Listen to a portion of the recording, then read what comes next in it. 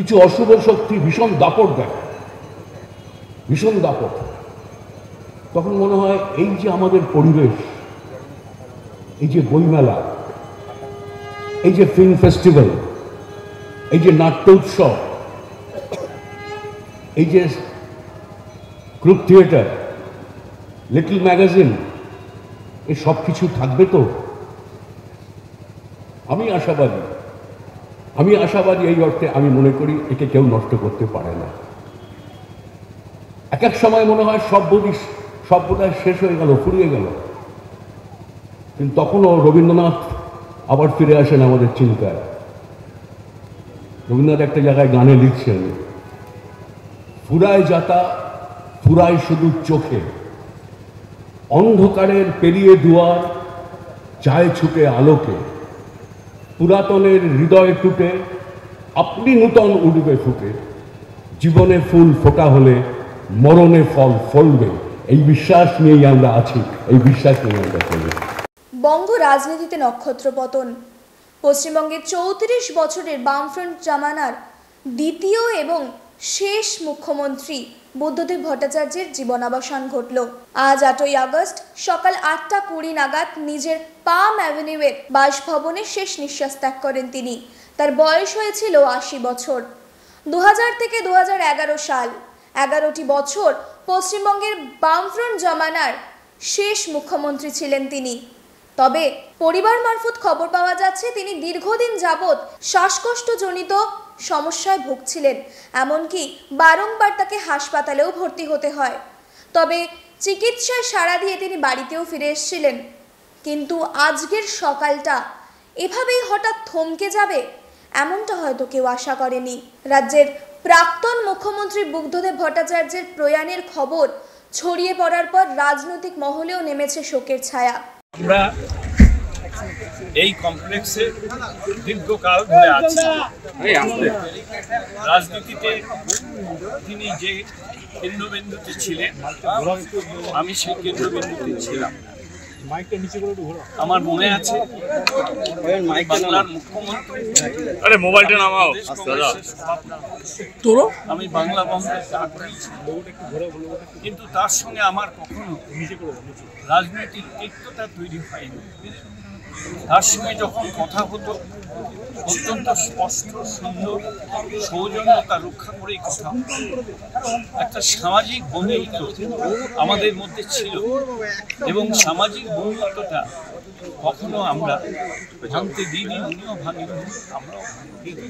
ওনার ভিতরে একটা কতটা সৌজন্যতা বোধ ছিল, সেটাকে আমি যথেষ্ট তার মৃত্যুতে আমি মনে করি বাংলার রাজনীতির ক্ষেত্রে একটা বড় সময়। ব্যক্তিগতভাবে খুবই বন্ধু ছিলেন।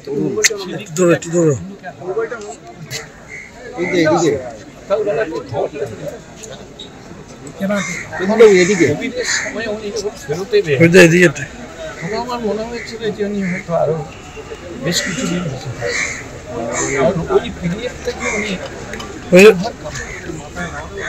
যাই হোক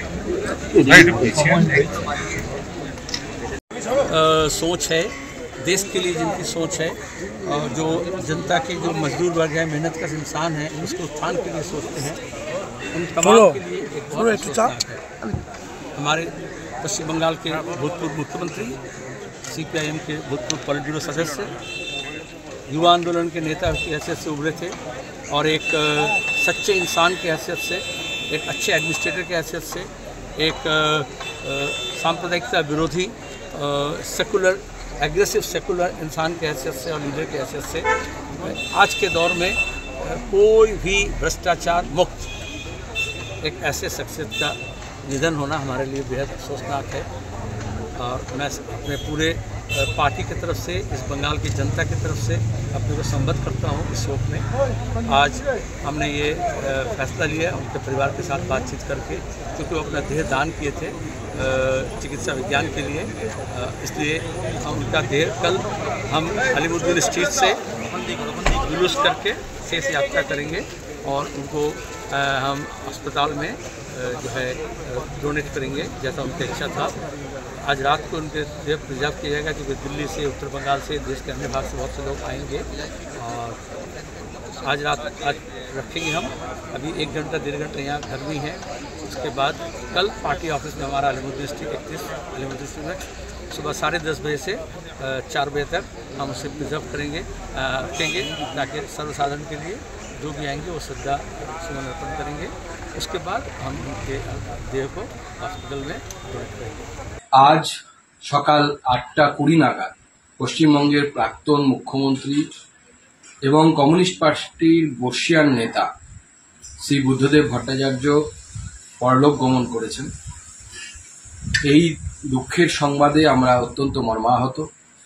তার শোকসন্তপ্ত পরিবারকে আমার তরফ থেকে, আমার পার্টির তরফ থেকে আমি সমবেদনা জানাই। মাননীয় বুদ্ধদেব ভট্টাচার্য পশ্চিমবঙ্গের অন্যতম জনপ্রিয় রাজনীতিবিদ ছিলেন। মতাদর্শগতভাবে ভিন্ন মেরুর লোক হলেও ব্যক্তিগতভাবে ওনাকে আমি অত্যন্ত সম্মান করতাম। তার ঈশ্বরের কাছে প্রার্থনা করি তার আত্মার সদ্গতি হোক। বুদ্ধদেব ভট্টাচার্য প্রয়াত সিপিএম নেতা এবং প্রাক্তন মুখ্যমন্ত্রী পশ্চিমবঙ্গের। গভীর শোক প্রকাশ করছি, প্রণাম জানাচ্ছি তাকে। তার স্মৃতি অটুট থাকবে। তার কিছু নীতি, তার কিছু পদক্ষেপকে কখনো সাংবাদিক হিসাবে, কখনো রাজনীতির মঞ্চ থেকে কড়া সমালোচনা করেছি।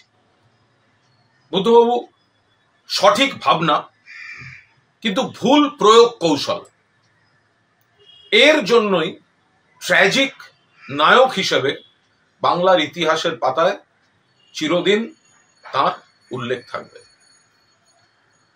পাশাপাশি বলবো, সাংবাদিক হিসেবে তার যা স্নেহ প্রশ্রয় পেয়েছি আমি কৃতজ্ঞ। যতবার চেয়েছি একান্ত সাক্ষাৎকার,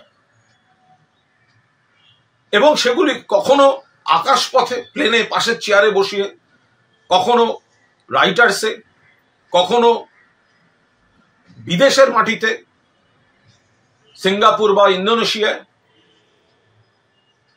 কখনো আবার আলিমুদ্দিন স্ট্রিটে, কখনো তিনি রাজস্থানে সেখানকার মুখ্যমন্ত্রীর আমন্ত্রণে বসুন্ধরা রাজে সিন্ধিয়া তিনি ব্রেকফাস্ট মিটিং এ গেছেন, সঙ্গে একমাত্র সাংবাদিক আমি সুযোগ পেয়েছি, বাকিরা গেটের বাইরে। এই বারবার যে প্রশ্রয় দেয়া, ভালো ভালো ইন্টারভিউ, সব থেকে যেটা উল্লেখ করার মতো, বুদ্ধবাবু জানতেন আমি সিপিএম সমর্থক নই। আমি অতীতে কংগ্রেসের ছাত্র পরিষদ, ছাত্র রাজনীতি করেছি। পরবর্তীকালে আমি মমতা বন্দ্যোপাধ্যায়ের রাজনীতির অনুরাগী। ফলে সেটা জানার পরেও সাংবাদিক হিসেবে তিনি যে প্রশ্রয় আমায় দিয়েছেন, কখনো অনুরোধ করেছি, আমাদের প্রতিষ্ঠানের কর্ণধার হোটেল তাজ বেঙ্গলে একটা চিত্র প্রদর্শনী করছে, একবার যেতে হবে, যাব না। শেষ পর্যন্ত এসছেন, স্নেহ করেছেন, প্রশ্রয় দিয়েছেন।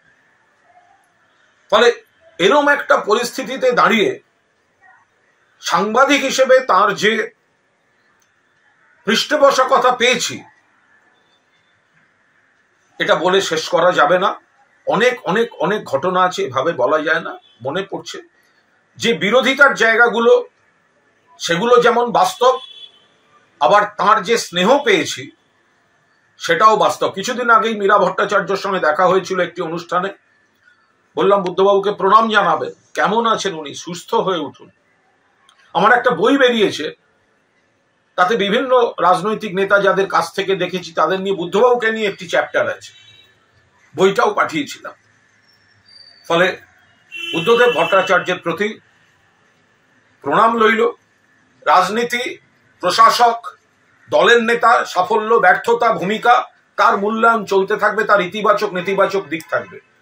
কিন্তু আমি একজন সাধারণ সামান্য সাংবাদিক, তাকে তিনি যেভাবে বারবার বারবার সহযোগিতা করেছেন, প্রশ্রয় দিয়েছেন, আমি তার জন্য তার প্রতি কৃতজ্ঞতা আমার চিরকাল থাকবে। বুদ্ধবাবু যেখানেই থাকুন, ভালো থাকুন, শান্তিতে থাকুন, চির শান্তিতে থাকুন। ডিজিটাল খবরিলাল, খবর আপনাদের, নজর আমাদের।